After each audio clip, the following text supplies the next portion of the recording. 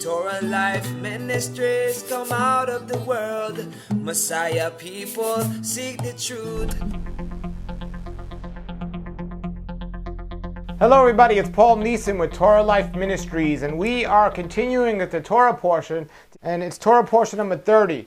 We're in Leviticus 19:1 to 20:27, and we're going to see, of all the Torah portions, I always look at when I read the Torah portions is what they actually have that I could talk about, or what my audience might be interested about, and what I'm interested in. And of all the Torah portions, what's amazing is this one has probably the most to talk about. And not just focus on one particular thing, but there's so much in here. Now, I'm not going to talk about everything right now because this video will be hours and hours and hours, but I'm just going to cover some of the things that jumped out at me and the things that we should know as believers of Messiah. The first thing we're going to look at is right in Leviticus 19:1. In the first verse of Leviticus 19, it says, "Our wonderful Creator said to Moses, speak to the entire community of Israel." Now, we've seen him say, or this happened, or the scriptures say this many times, and I always emphasize the word entire. Everybody, all of Israel. And who is Israel? Anyone who proclaims Yeshua is the Messiah is Israel. Whatever, however you got there, that's where you are if you believe that Yeshua is the Messiah. So it says, "Our wonderful Creator said to Moses, speak to the entire community of Israel." The entire community. When Messiah himself spoke to the community, he didn't leave anyone out. He said, this is what must be done, and this is how to do it, and he spoke to everyone. And the same thing with our wonderful Creator told Moses to do the same thing. He told the children of Israel back then in the desert, the entire community needs to listen and hear this message. And what was that message? Well, now we hear what that message was. It says, tell them, and this is so profound and so important for everyone to realize and think about and always understand. I mean, if you were going to think about any scripture of all of scriptures that you need on your mind to help get you through those daily battles and those struggles and everything, and just to know what we are supposed to do and how we are supposed to be, it's this next verse. So in verse 1, in 19:1, it says, "Our wonderful Creator said to Moses." Then in verse 2, Leviticus 19:2, that's the verse we want to focus on. It says in Leviticus 19:2, "Speak to the entire community of Israel and tell them," here it is, folks, "You people are to be holy because I, Yahweh your Elohim, am holy." So he told Moses to tell the entire community of Israel, you tell the people that they are to be holy because I, your Creator, your Father, the wonderful Creator of all, I am holy. Now, what is holy and what does the word holy mean? The word holy means set apart. He told Moses to tell the children of Israel, tell them, that the entire community of Israel, that they are to be set apart because I am set apart. And we are to be as he wants us to be, and he wants us to be in his image, and it is good. To be holy, to be set apart. So that is the command. That is the warning. That is the instructions. We need, as believers, to be set apart because he is set apart, or just as he was set apart. And then in the next verse, Leviticus 19:3, it says every person is to go on to revere his mother and father, and then it goes, and you are to keep my Shabbats. And you are to keep my Shabbats. And he didn't just say the Shabbat, meaning the Sabbath. He went on to go on to say you are to keep my Shabbats, all of the special Sabbaths throughout the year according to the appointed times and the appointed feast times that will come throughout all the generations. So you are to keep the Sabbaths. So we need to understand that. You know, I really love the health writings of the Seventh-day Adventist, Ellen White. They're excellent, wonderful health writings. And even her other information is very valuable. But when I talk to Seventh-day Adventists today, they work very hard to keep the Sabbath, but they don't keep the Sabbaths. They don't keep all of the feast days. And it's not just them. There are many people out there that don't keep any of them and supposedly call themselves believers. I don't know what they're believers of, but it's not the word, because the word says, keep all my Sabbaths. And then it says this, in Leviticus 19:4, it goes on to say, do not turn to idols. Okay, for all of you people out there watching American Idol more than you're reading your scriptures. Okay, for all you people out there that have made food more important than the creator of the food. Okay, for all of you people there that have turned to idols. It says, do not turn to idols. And then it goes to say, and do not cast metal gods for yourself. Do not cast metal gods for yourself. Okay, all you people wearing jewelry out there that you put more possession and value on that than you do on our Creator's words. And then it says, who said this? It says, I am Elohim, your Creator. That's what it says right there in the 4th verse of 19. Now we're going to fast forward to another part, and there's so much we're leaving out, but you know, I should stop making these Torah portions much longer. How would you like me to do them for maybe a half hour to an hour each week, right? Just what I need, more stuff to add. But I could just go on and on and on, but I want to talk about the things that I'm feeling on my heart that people need to hear about just because they're not following it. And I do not want to be somebody who's just telling you what you already know or what you're already doing. And there's a lot of stuff I'm skipping here that you might not already be doing, but I want to go down to this here very important part, which is Leviticus 19:26. It says, do not eat anything with blood. Do not eat anything with blood, but then it goes on to say, do not practice divination or fortune telling. Don't round your hair at the temples of the edges or your beard, and don't cut gashes in your flesh when someone dies or tattoo yourselves. I am your wonderful Creator. Now, was this a command not to do these things throughout all time? Well, we have to look, and this is one of the problems. People like to just take a scripture and look at it. We have to look at this and look at the context of the whole issue and the whole scripture of Leviticus and what it was. And the reason why our wonderful Creator told the children of Israel this is He wanted them to be set apart. He wanted them to be set apart, and if they weren't doing these things, they weren't going to be set apart. Why? Because all of the disobedient people at that time were practicing these things He warned us not to do. So it's not a direct command not to do these things as much as it is a command to say we need to be set apart. That's the whole context of this chapter. So we need to be set apart. Now, is that to say if none of the unrighteous people are getting tattoos, do we need to go and get tattoos? I'm not saying that, folks. But what I am saying is, in this scripture, it was saying they were worshiping idols and they were casting metal gods for themselves, and they were eating things with blood in them. Now, in the scriptures, it says in Leviticus and Deuteronomy, do not eat the blood of an animal. So regardless if they were eating it or not, we are not to do it because that was the command. However, he's just going along with the whole context of this chapter saying we don't not to do what they do. We're not to be disobedient like them. Do not practice divination or fortune telling. This and what we just read about eating the blood is not too different today. People are practicing fortune telling and they're going to all these psychics and so on. And yes, we are told in scripture as well not to do that. Again, if other people aren't doing this that are disobedient, does this mean we should be doing it because we're set apart? No. We're told never to do it, but this particular chapter is focusing on being set apart and just showing how we can be set apart. Don't round your hair at the temples or mar the edges of your beard. Now, first thing I want to say is, if you get a tattoo and you mar the edges of your beard or shave the corners of your head, it's not a salvation issue, folks. You're saved only through the blood of Messiah. It doesn't mean you're not saved if you trim your beard. However, there's many blessings that go along with being obedient to the word. And also, if we're truly saved, our heart should desire to follow the word. So it's a great way to measure yourself if your heart is in the right place, if you desire to follow the word or not. So if I'm going to walk around with the sides of my head shaving, or walk around and eating blood of the animals and doing all the things he told me not to, is my heart really for him? So it's a great way to measure where your heart truly is. But it goes on to tell us these things. And when it says in 1927, don't round your hair at the temples or mar the edges of your beard, the word mar means not necessarily the length as much as don't trim the edges of your beard. And again, it was about being set apart.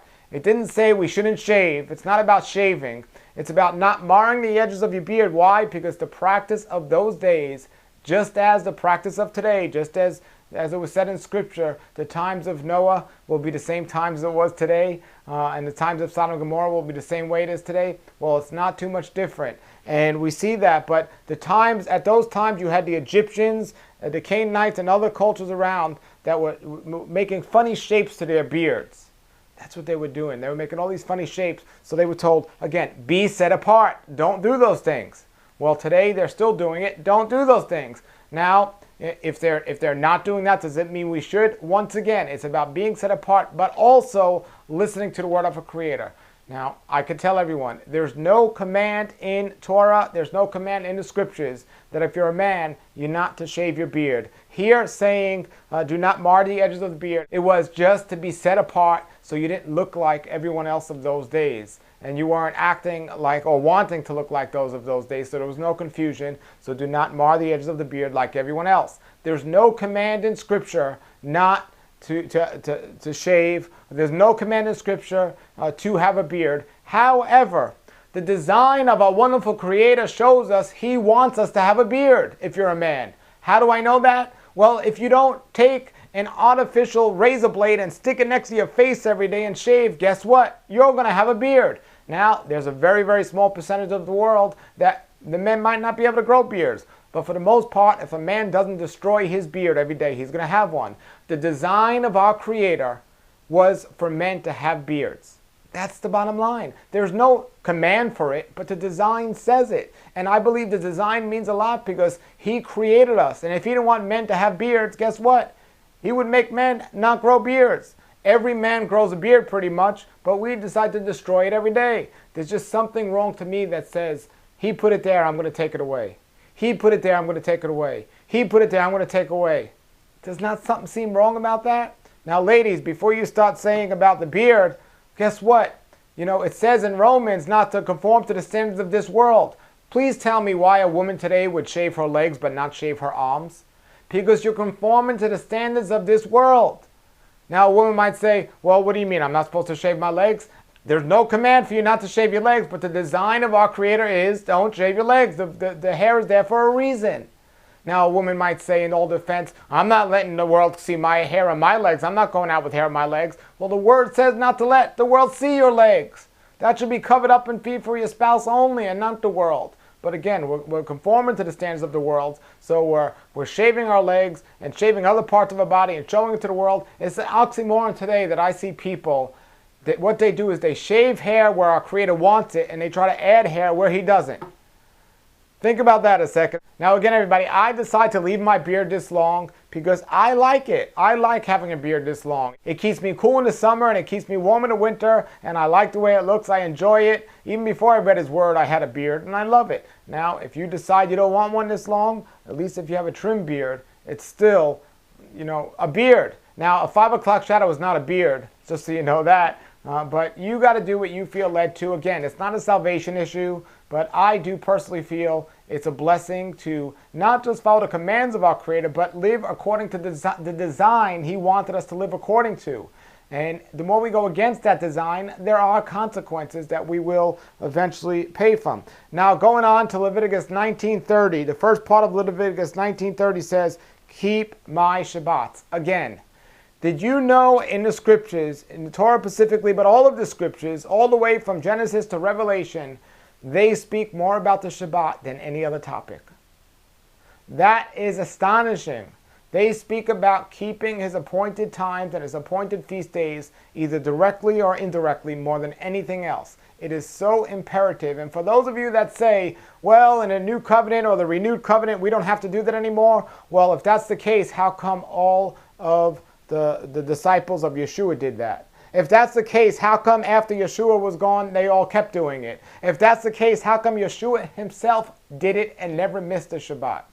Because we were never told we no longer have to do that. We were always told the importance of that. But again, we're not saved by keeping the Shabbat or keeping the feast days. We're blessed for being obedient to His word. How many of you want to be blessed out there?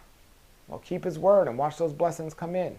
So learn about His word and you'll see that. And we go on to see here, again, what we're doing today in the world so often. It says in Leviticus 19:31. In Leviticus 19:31 it says, "Do not turn to spirit mediums or sorcerers. Do not seek them out to be defiled by them." Well, guess what people are doing today? From the horoscope to the fortune tellers to the sorcerers and everything else, people are spending so much money and so much time living directly against the word of our Creator by doing that, and it's more popular today than ever before. You are not being set apart if you have anything to do with those things. I'm going to have a lady I'm going to interview on my show who actually was delivered from all of that, and she's going to talk about it, and it's an amazing, amazing story. But folks, remember, just remember this. We are to be set apart because He's set apart. That's what the word says. Let's go on and talk about this a little bit more. In Leviticus 26 it says, "The person who turns to spirit mediums and sorcerers to go fornicating after them, I will set myself against him and cut him off his people." And then it goes on to say, "Therefore concentrate yourself.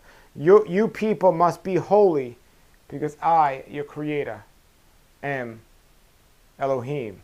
I am your wonderful Creator, Yahweh." He says that in Leviticus 26. Now, there's many different topics out there today that are controversial, and it's not controversial to me if the scriptures are clear about it. And the scriptures are clear about this next thing, and I'll just read it here, and then you could see why so many people are in so much trouble today. It goes on in Leviticus to talk about adultery and fornication. And it goes on to say here, "If a man goes to bed with a man as with a woman, both of them have committed an abomination." So when I tell people homosexuality is an abomination, I am not giving you my opinion. I am telling you clearly what the scriptures say. Whether you like it or you don't like it, that's your opinion. But the scriptures say, and if you ask me what did the scriptures say about homosexuality, well, in this week's Torah portion it talks about it. And guess what? Yeshua taught from the Torah. Yeshua taught this. Our wonderful Messiah taught this. So you can't pick and choose, and this is what it says. It goes on to say, "If a man goes to bed with a man as with a woman, both of them commit an abomination." But then it goes on to say, "They must be put to death." They must be put to death. In other words, everybody, in ancient Israel, in the obedient land, when people were being obedient, there wasn't really an issue with homosexuality. Why? Because if you were gay in those days, you were put to death. You know, it says if somebody commits murder, if somebody kidnaps, if somebody rapes, they're to be put to death. They didn't have an issue with those things. They didn't have an issue back then if homosexual marriage should be legal or not, because homosexuality was a death sentence according to the word here.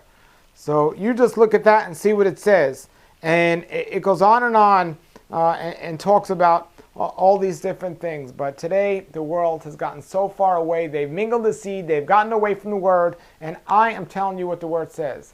I know a good amount of people, and some of them I would even consider friends, who are homosexuals. You know, it's not going to make me hate them, but I am telling you, if they ask me what do the scriptures say about this, I will say, well, your heart is not for him. And they will say, why not? I said, because he calls that an abomination. And they say, well, what if I hate it, but I just struggle with it? Well, that's another story. You know, let's talk and let's help you figure out a way out of this. And he'll deliver you from anything if your heart's in the right place. But if you continue to do it and enjoy it and don't think anything's wrong with it, hey, look, that's what the scriptures say. That's what the scriptures say, and the scriptures say what the scriptures say. And there's a lot of people that have been delivered from that, and they're experiencing the blessings of our Creator today because He has helped them get out of that, because their heart desired to get out of that, because they realized it was an abomination and it was wrong, and they've gotten out of it. You know, but you can't keep loving the things that He hates and expect to be experiencing His blessings. So let's go on to see what it says here about receiving His blessings and His word. In Leviticus 20:22 it says, "You are to observe all my regulations and rulings and act on them, so that the land to which I am bringing you will not vomit you out. So that the land I am bringing you to will not vomit you out. It goes on to say in the next verse, Leviticus 20:23, the regulations of the nation which I am expelling ahead of you. You will not be vomited out like that nation. It says, because they did all these things which I detested. So this again shows that's what they were doing at that time, and he wants us to be set apart and not do those things. Look at what happened to Sodom and Gomorrah. Those people were living in homosexuality, fornication, and against the word in every area possible. He gave them time to get it right, but eventually they suffered for their consequences. It says, but to you I have said, you will inherit their land. So he's going to take away the land from the disobedient and give it to you, the obedient. And I will give to you as a possession a land flowing with milk and honey, an abundant land, because I am your wonderful creator, Yahweh. It says, who has set you apart from other peoples? Who has set you apart? So once you accept him as a Messiah and you take an action to show that, he will put on your heart to love his ways and live according to his ways, and you will be set apart. Therefore you are to distinguish between the clean and the unclean animals, and between the unclean birds. Do not make yourself detestable with an animal, bird, reptile that I have set apart for you as regard to unclean. Rather, you people are to be holy for me, because I, your wonderful creator, am holy. I have set you apart from the other peoples so that you can belong to me. And then it finally ends off this week with this in Leviticus 20:27. A man or a woman who is a spirit, medium, or sorcerer must be put to death. They are to stone them to death. Their blood will be on them. So not only is it telling you not to visit a sorcerer or medium or a fortune teller, but it's telling you if somebody's actually practicing that, they have to be put to death. See, it comes down to keeping the community clean and holy and set apart. And anytime you invite things or people into the community that are living an unrighteous way, they will contaminate the community. It's like a root. If the root is getting messed up, everything that comes from it will be messed up. So we need to keep the community holy, and we need to keep the community pure, and we need to completely avoid any of these things that the world conforms to. It says we are to be set apart. That is the word. That's this week's Torah portion. If you have any comments or questions, post them below the video, and have a wonderful Shabbat next week. And we have many more videos here to show here on Torah Life Ministries. Thank you very much for watching. Go to healthwatchman.com for more of our videos. Until then, shalom, shalom, and have a great week.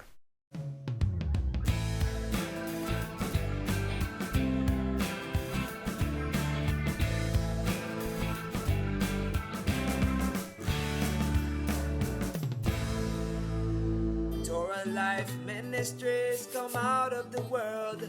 Messiah people seek the truth.